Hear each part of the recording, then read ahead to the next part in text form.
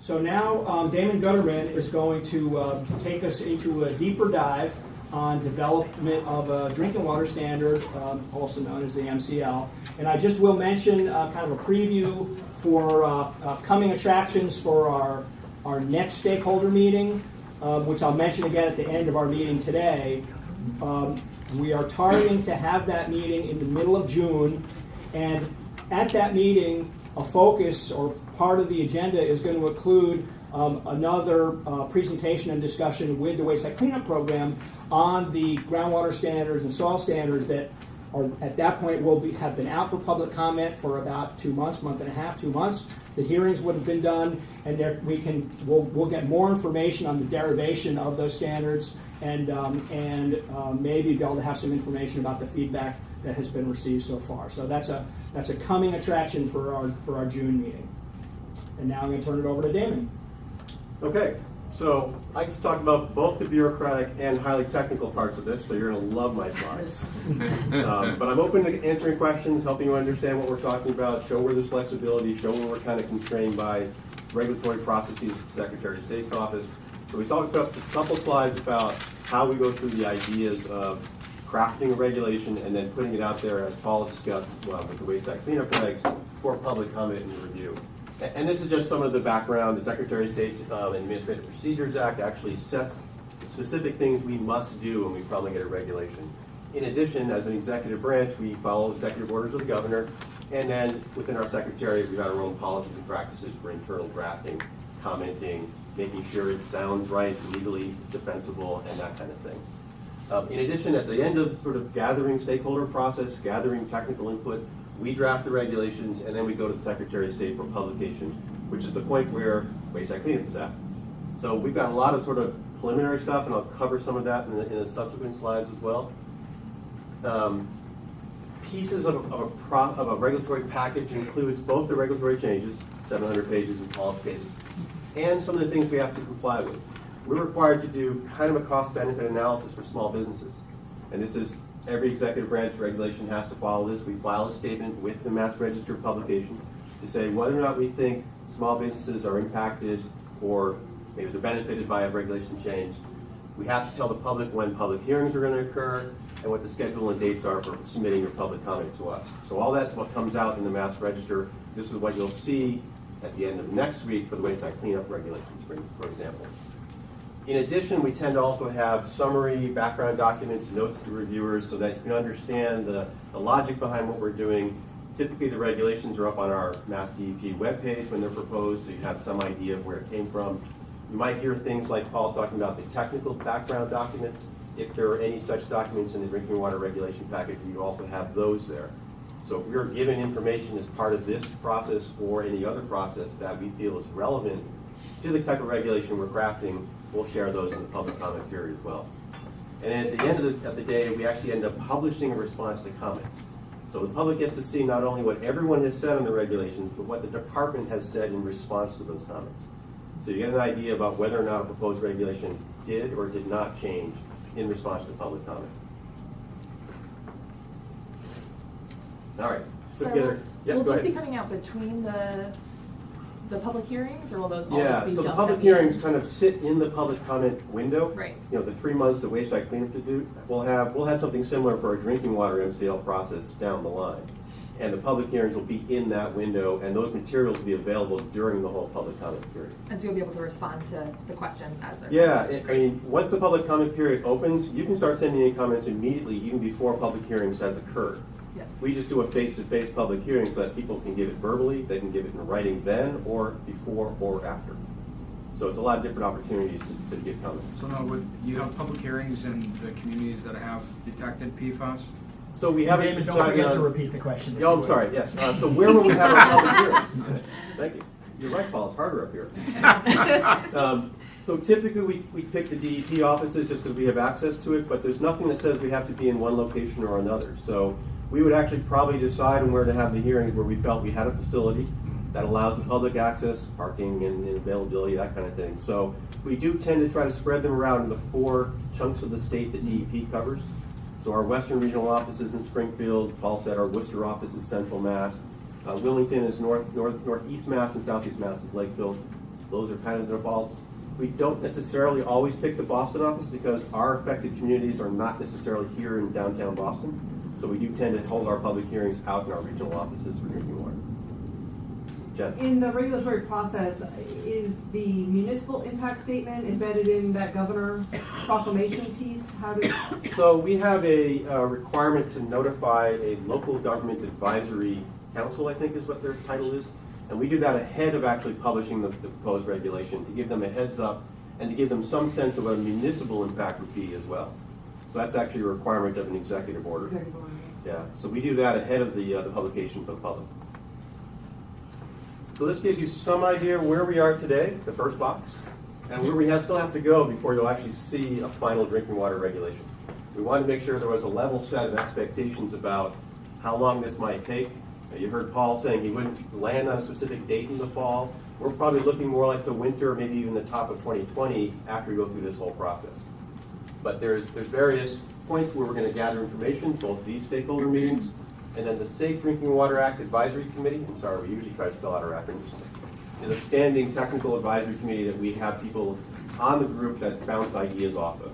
We don't show them a regulation ahead of time, we just bounce ideas about how we might craft a regulation, very much as like what we're doing here in this stakeholder process. We go from there to drafting. We then have a proposed regulation. We have a few of the dates here that are actually specified in state law.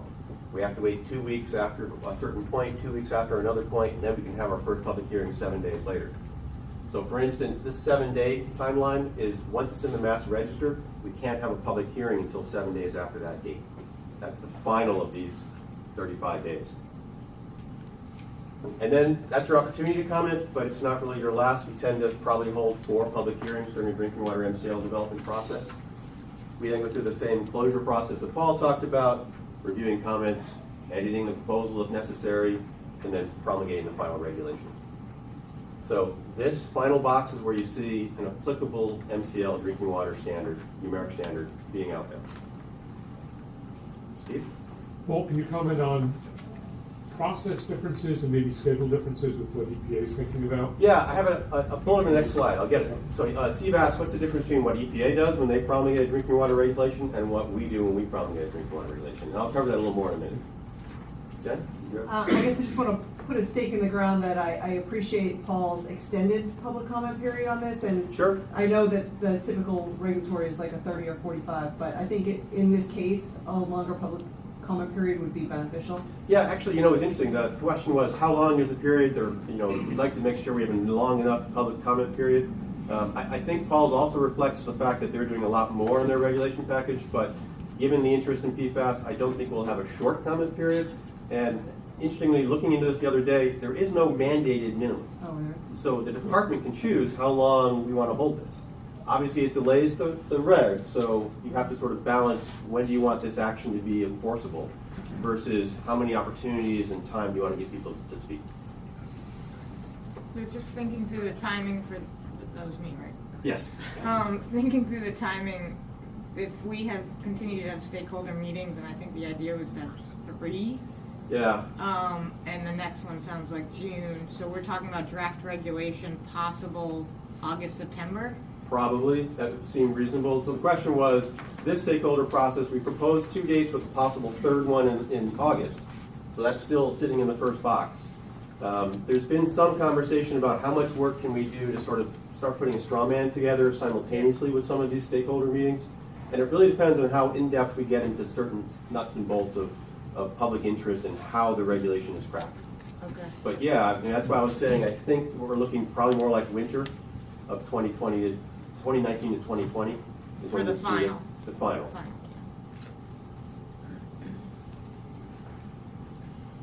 All right, so to get back to the question of how are we different when EPA does this? A little background first. We actually are what's called a primacy agency. What that means is the federal drinking water regulations are allowed to be implemented in the state by who they designate, which is us. However, what that means is 99% of what we actually craft is probably straight out of federal regulation to us. Now in Massachusetts, we've done a little bit more. We've gone beyond the federal minimums in a number of different ways, both in our source protection activities, certified operator activities, and we've actually promulgated numeric MCLs that do not exist in EPA's regulations. We promulgated one most recently for perchlorate, where we felt with a similar set of situations, we had localized contamination. The federal process was not necessarily going to happen anytime soon. So we went through the same thing we're going through here. We did a state MCL. Now, EPA is actually mandated under the Safe Drinking Water Act to take very specific steps when they promulgate an MCL. We are not. We basically have already covered what we are required to do. It's really how we propose regulations and how we give the public an opportunity to comment on those regulations. We don't have the same kind of strict mandates to do cost-benefit analyses, to look at small system technology items that they would use to implement these regulations. That being said, these are all good ideas, and so we tend to adopt a lot of them in our own process. This is especially important when we look at things like analytical and treatment feasibility. And what does that mean? It means, well, can it be measured at the levels that you're talking about? And if so, can you treat to remove contaminants down to that level when you actually have it in a public water system? So we do take and seek a lot of input on those two issues specifically to make sure that we're not establishing a standard that cannot be met. So that's where we talk about maybe the iterative process with weight size cleanup. You know, their number will probably reflect a health-based assessment exclusively. If, for instance, and we did this in the perchlorate regulation, there are some other factors that make that number difficult or impossible to implement at a public water system, we would adjust that number upwards. So let's call it less protective, but a balance of other factors that are just as important. In perchlorate, we ended up at an MCL that reflected the reality that most of the perchlorate contamination we started to see was coming from disinfection. And disinfection was protecting the public from bacterial contamination. So you didn't want to get here pulling away disinfection and risking bacterial contamination to protect against a chemical contamination. So we had a risk balancing act we had to go through to figure out what an appropriate MCL would be in that case. I'm not going to predict what we're going to hear in the PFAS stakeholder process, but at the moment we don't imagine any kind of benefit for PFAS contamination, so we're not anticipating elevating it to get that kind of a response. What is the role or influence that MassDEP has in getting more labs certified in Massachusetts so that we can detect at the lowest level possible? I'll cover that in a minute, but the question is, what's our lab capacity right now? And where are we with lab certification? And I'll cover that in a subsequent slide. So right now we're basically looking here at the two main groups we expect to get input from. The Safe Drinking Water Act Advisory Committee, I said, is a standing group that we meet with typically every quarter to discuss a broad range of drinking water changes that are occurring both nationally out of EPA and here in Massachusetts. So we'll also meet with them in addition to the stakeholder process. And then there are other regulatory requirements, just internal things like we have to go through our legal department, we have to go through the Secretariat, and so there's a few more steps along the way. All right, so what we're hoping to introduce here are topics that, if you have thoughts today, we'd love to hear them, but these are thoughts to think about for subsequent stakeholder meetings. And what I thought I'd go through is actually the kind of pieces that we have to draft into our drinking water regulation. And I'll explain anything you ask me about here, because I know this gets to the more technical and bureaucratic pieces of what we do. But I start with first saying this is a numeric standard regulation, so it will have a maximum contaminant level. And as Paul said, and we're going to keep reiterating, it'll be informed by comments that we get during the MCP process and the review by the Office of Research and Standards of the existing guideline here in Massachusetts. We look to see what class of public water system should be subject to this regulation. I mentioned it briefly when there was a question about what types of public water systems there are in the state, and this is federal as well. There are 3 types of public water systems. Most people's minds typically only think about the first one. These are community public water systems where you have residents living there year-round. I listed some examples, obviously municipalities, cities and towns, but we have independent condominiums and apartments and mobile home parks that are not in areas that are served by municipalities. They themselves become community public water systems subject to the same rules as the city of Boston. So we have to think about how that impacts a wide range and sizes of systems. In addition, the next step down are called non-transient, non-community public water systems. Best example would be this building if we had our own well. More than 25 people come back here every day. So the exposure risk is cumulative. The same people are drinking the same water every day. Best examples of that are we do have schools and other similar institutions that are on their own water. Probably not the universities, think more like private schools that are sitting in rural communities. In a lot of cases, those schools are on their own wells. And then industries where you have more than 25 employees, and medical facilities where you have more than 25 employees. In a lot of cases, these are also public water systems that we regulate. And then the final group, which is the largest number of public water systems in the Commonwealth, with almost 900 of these, are transient non-communities. In all those places in the Commonwealth where we do not have a municipal system, almost every commercial establishment is a transient non-community public water system. They just have to serve 25 people a day. So if the public has access to that building, it typically hits that threshold. And these are restaurants, ice cream shops in the Cape. You know, you go down Route 6 in some towns in the Cape where there is no municipal supply, and every business you see is a public water system. There, the exposure risk is a lot different. We look at the exposure risk there for typically the transient customer. Person that comes in there every once in a while, maybe only when they're on vacation, maybe only once a week. And so the health risks are a lot different. In the regular Safe Drinking Water Act, transient non-communities get a lot less testing. They're subject to a lot less standards. So one of the big questions that we're hoping to have during this group and subsequent conversations is, should transient non-community public water systems be subject to a PFAS MCL? In addition, some of the things we also look at, and there are federal models for, is that you can vary the implementation based upon the class we just talked about, the size of the public water system. In other words, big systems have more money and more easily able to take additional samples, so maybe you have a different regulatory schedule for them. The source water, you'll see a lot of differences in testing requirements for systems that are on groundwater versus systems that are on surface water. For example, during UCMR 3, PFAS testing, surface water systems did 4 quarters of testing, groundwater systems do 2. And the idea there is the variability of the water quality is not that high in a groundwater versus a surface water. Surface water runoffs, storm events change water quality drastically and rapidly in a surface water. So you typically see more monitoring in a surface water system. What is the breakdown of groundwater versus source water in terms of the? By system or population? Either, whatever you have. The vast majority is on surface water. Steve's utility serves almost 2 million people in the Commonwealth with surface water. The entire Boston metropolitan area, that's true of Worcester. They're a surface water supply. Springfield's a surface water supply. Fall River's a surface water supply. Lowell's a farm. So if you look at the big municipalities, most of those are surface water supplies. That being said, the vast majority of public water systems are on groundwater. So it's sort of a mix. There's plenty of communities in the Commonwealth, though, town water systems based on groundwater only. And then there's a fair number that are mixed. We also have to establish monitoring requirements. And this is both, it's kind of a broad category. First of all, it's what are we having them monitor for? In addition to whatever we're going to package in the MCL, we could say we want every PFAS covered by the analytical methods that we approve. We're doing that currently in the source approval process. So we want to see the full scope of the method, even though we don't have numeric standards for the other one. That gives us some information similar to sort of the biosolids monitoring that we talked about earlier. It allows you to fingerprint contamination to get a sense of, oh, industry used these compounds, so as we go looking for a potential source, we have that number to use as a guide. In addition, the frequency of monitoring. How often should initial monitoring be when we first roll out this rule? You saw in blue dots that covered a lot of PWSs in the eastern part of the state, where a lot of them serve over 10,000, so they sampled under UCMR 3.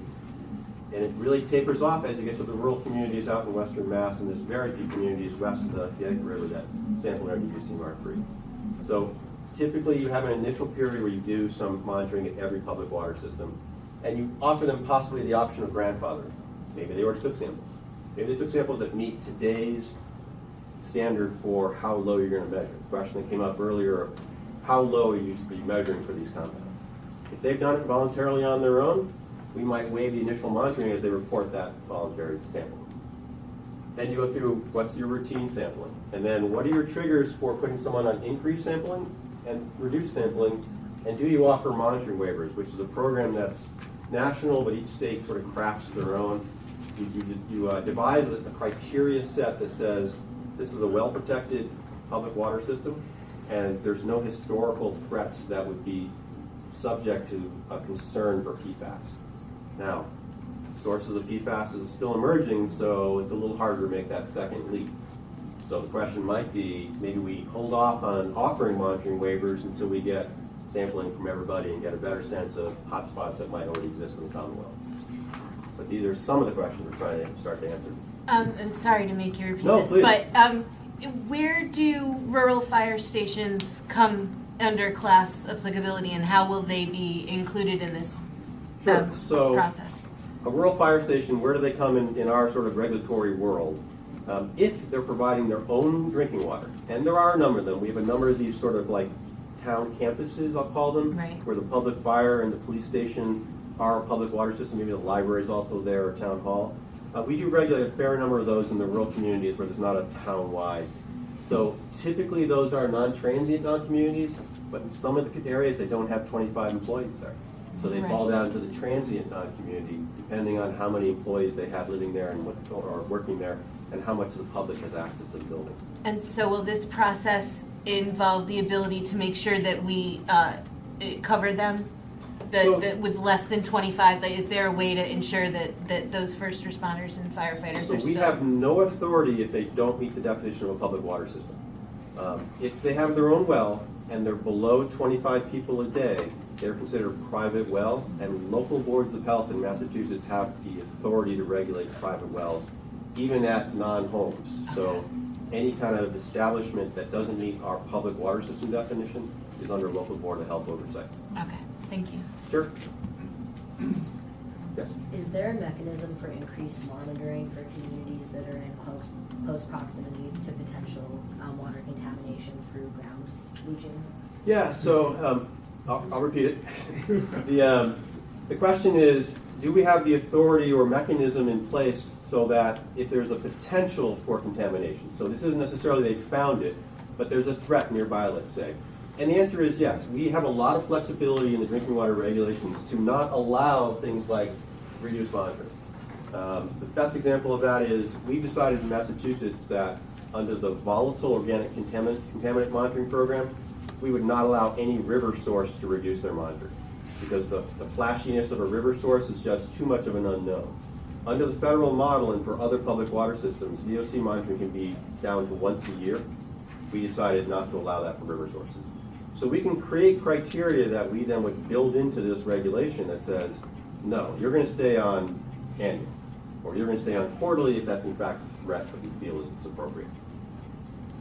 I'll just expand on that a little bit. We have some regulation already in place, so we don't need to put it into here that says if we determine that there's a risk, we can have broad authority to make that public water system do a wide range of activities. For the water systems that are taking from the Merrimack River, Yep. will this process enable those communities, or is it a MassDEP thing to, stop the pollution coming across the borders? Sure. So the question was the Merrimack River, which comes down from New Hampshire and then serves 5 communities, including mine, with drinking water. Do we have any authority to deal with cross-border contamination? The Merrimack is actually very wastewater dominant in many cases. Nashua, New Hampshire discharges into the Merrimack, so does Lowell. Bottom line is I think the answer is no for the cross-border stuff. That would be something where we would work with our compatriots in New Hampshire, for instance, or with EPA if appropriate to try to figure out that kind of stuff. But we don't have anything as a Massachusetts public water system program to stop contamination into the Merrimack River in another state. All right, this is just the first set of these. Now we got more. And I think for the groups that were invited here, we did point to our existing drinking water regulations. They're on our webpage for anyone else who's interested. If you're looking to see how we typically craft a chemical monitoring rule that has MCLs, so I encourage you to go to our webpage and look for 310 CMR 22. That's the drinking water regulations. And you can see the kind of things that we write into regulations.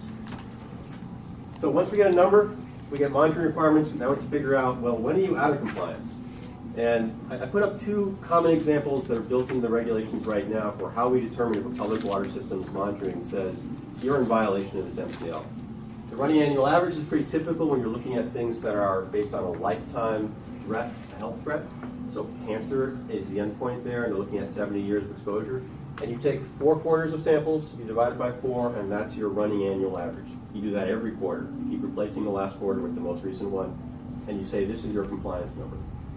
In addition, if you're a little more concerned about the acute nature, so it can make you sick sooner, we look at things like initial sample and a confirmation sample, typically done within a number of weeks. And the average of those two is your compliance number for comparison to the MCL. There's a wide range we could develop on our own for anything that we think is appropriate. Talking to our toxicologists, PFAS kind of falls in the middle of these. It's not lifetime exposure, it's really like weeks to months is what our toxicologists are telling us is a concerning time frame. So we're probably looking something, not running annual average, but we're open to comments and conversation on that.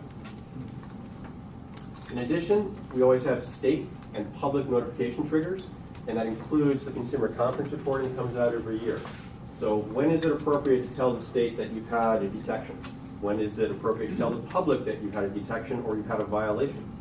And so we build those into the regulations as well, and there's existing regulations already that you can look for models on the public notification board. And then finally, we do this with EPA as well. EPA always identifies the best available technology.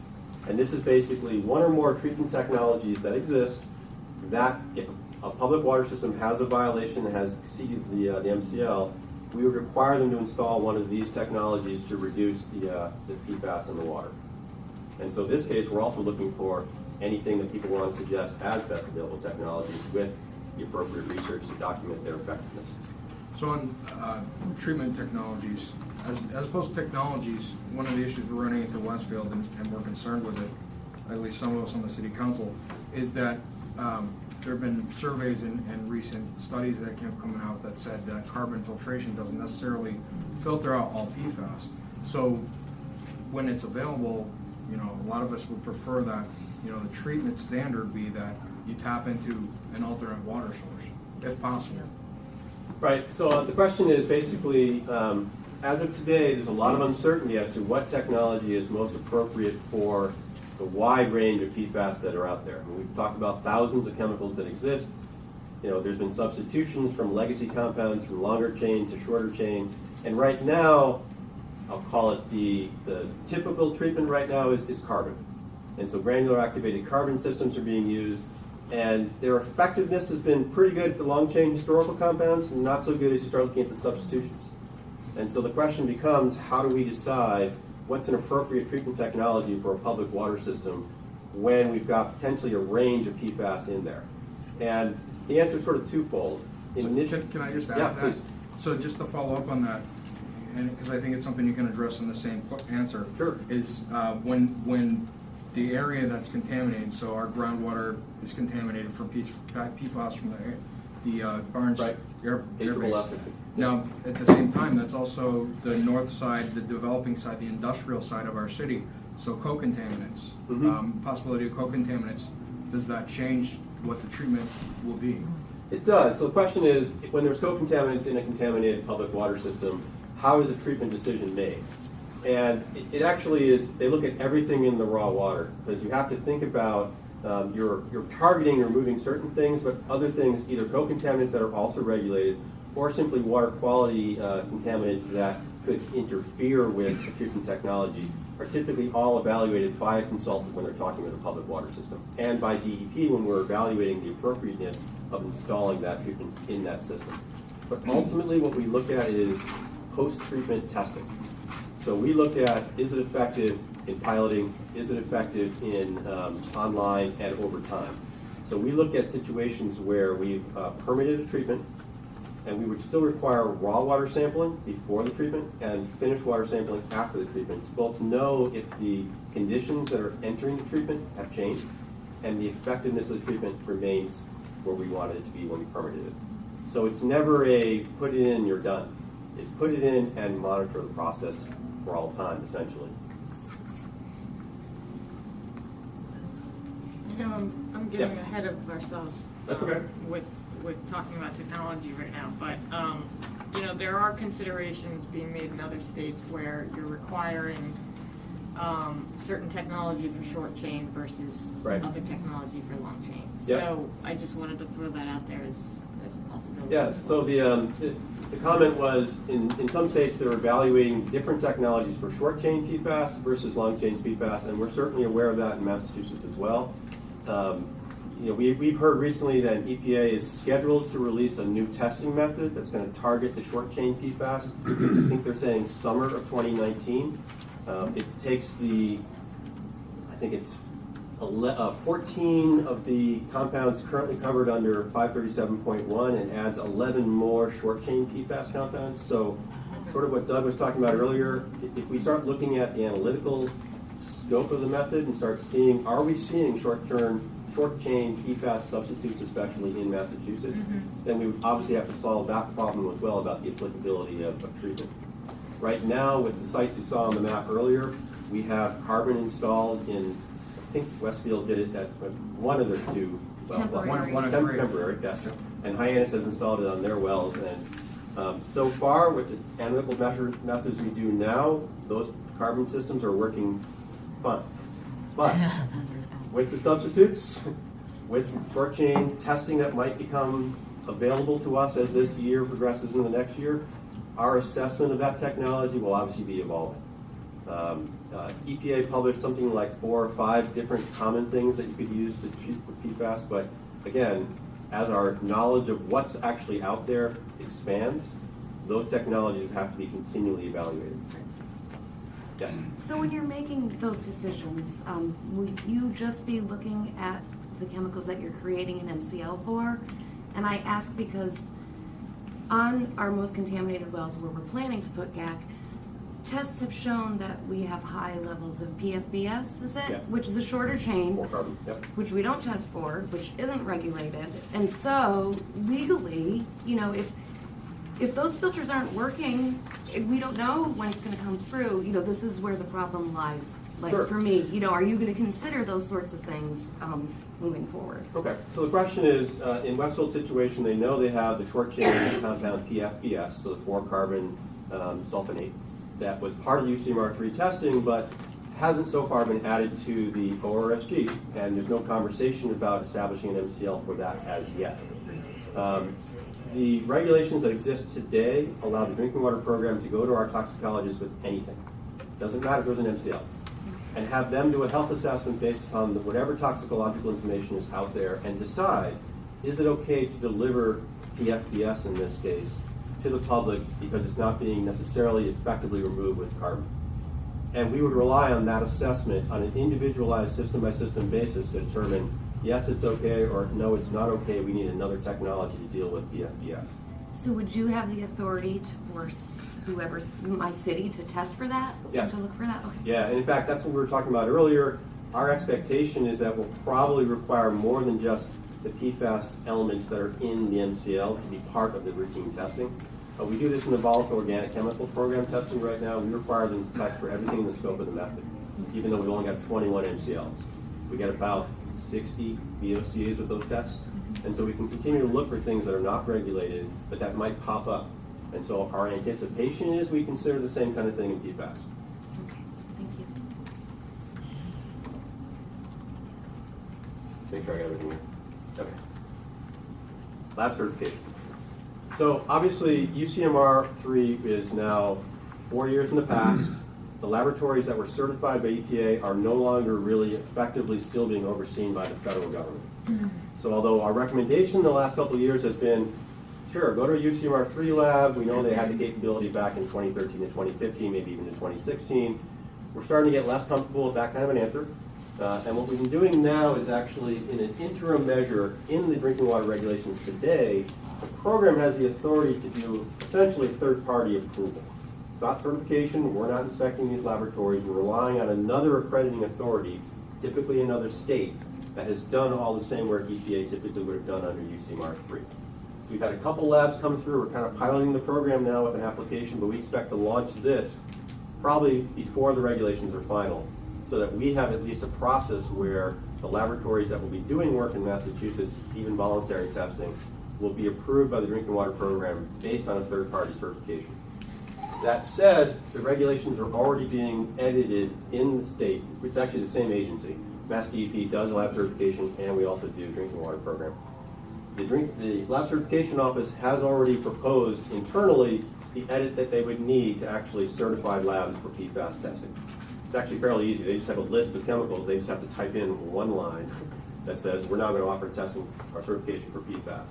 But they have to go through the same public hearing process that all other regulations go through. So it's not tomorrow you'll see a certification for PFAS by MassDEP.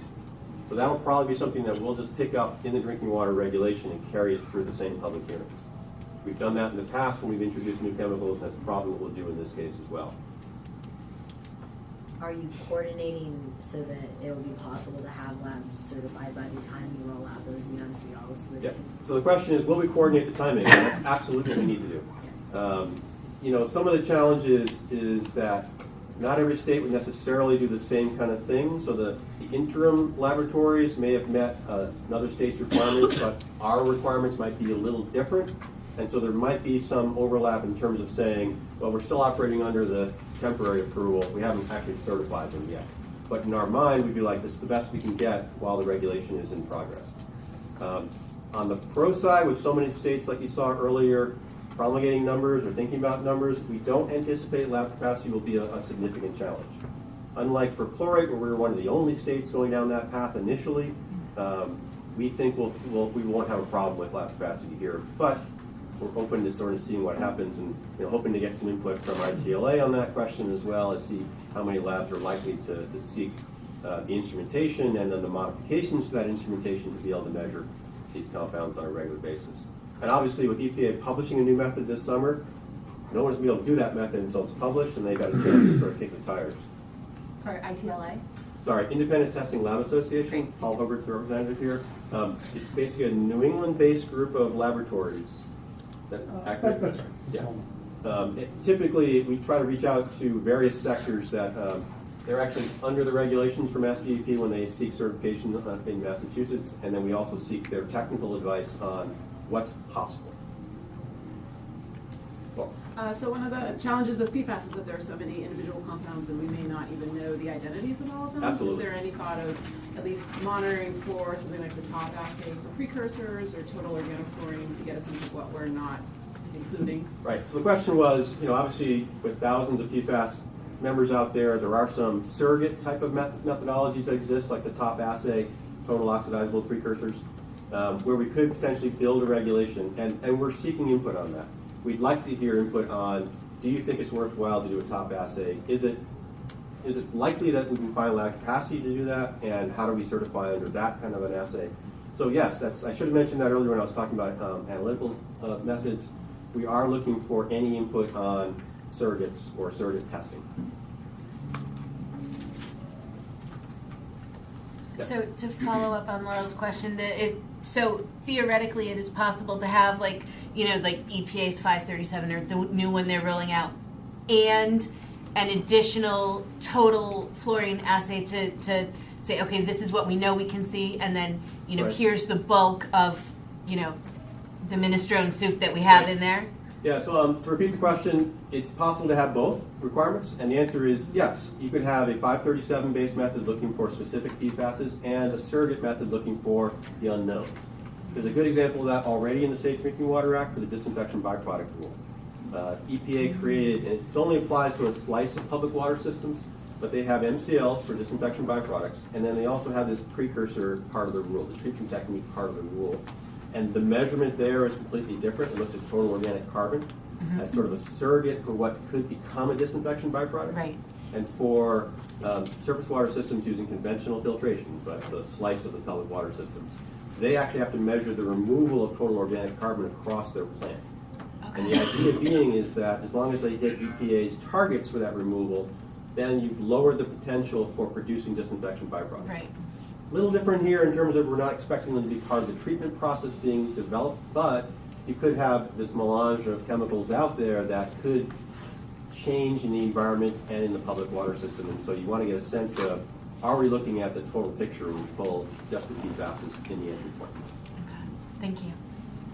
Do you have a method for communication with the actual purveyors of the water systems, like in a community? And you obviously do, but are they aware of this operation that's happening? that Yeah, you're so the proposing? question is, Yeah. what's our communication cycle to the What's your public water communications systems? to them? So we actually have several here on the committee. Steve Okay. Estes-Marziaz represents the Mass Water Resources Authority, who is the Boston metropolitan area, 2 million residents. Jen Peterson is the Executive Director of Mass Water Works Association, which has members across the Commonwealth. So they're sitting here today. We also then have the Safe Drinking Water Act Advisory Committee, which brings in several more utilities that have agreed to discuss with us. And we do regular communication through email and mail and our webpage with all the utilities. They would be individually notified when we propose a regulation. So there's a lot of sort of pieces that we do capture that I just haven't talked about that level of detail. Yeah, okay. And as a, for instance, the notification that everybody here got about this process kicking off, it went to all public water suppliers in the Commonwealth through this kind of email blast Yeah. So they mechanism might we be got to reach watching. every utility. They certainly can watch the recording later, so we do tend to do a regular outreach to the suppliers to make them aware of the developing regulations.